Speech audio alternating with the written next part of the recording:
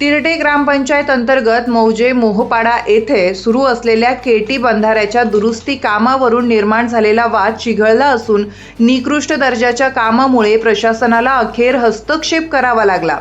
गट विकास अधिकाऱ्यांनी संबंधित काम तात्काळ बंद करण्याचे आदेश दिले आहे। स्थानिक नागरिकांनी या कामावर गंभीर आरोप करत बंधाऱ्याच्या दुरुस्तीत निकृष्ट साहित्य वापरलं जात असल्याचं सांगितलं।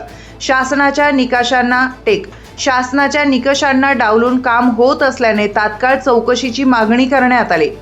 त्यानंतर जलसंपादन विभाग म्हणजेच लघु पाटबंधारे दिंडोरी येथील अधिकाऱ्यांकडे उलट तपासणी अहवाल पाठवण्यात आला असून संबंधित ठेकेदारावर कठोर कारवाई करण्याची मागणी जोर धरत आहे। दरम्यान माजी उपसभापती पंचायत समिती पेठ श्री महेश टोपले यांनीही या प्रकरणात आक्रमक भूमिका घेतली आहे।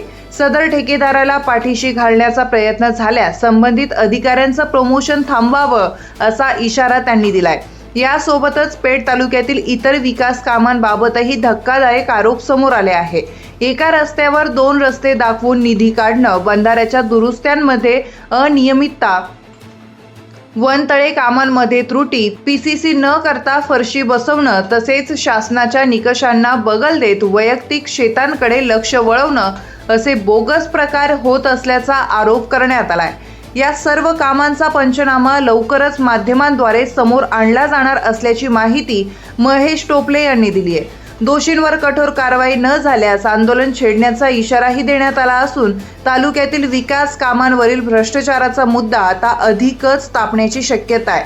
उत्तर महाराष्ट्र न्यूज नेटवर्कसाठी पांडुरंग बिरार, प्रतिनिधी सुरगाणा पेठ।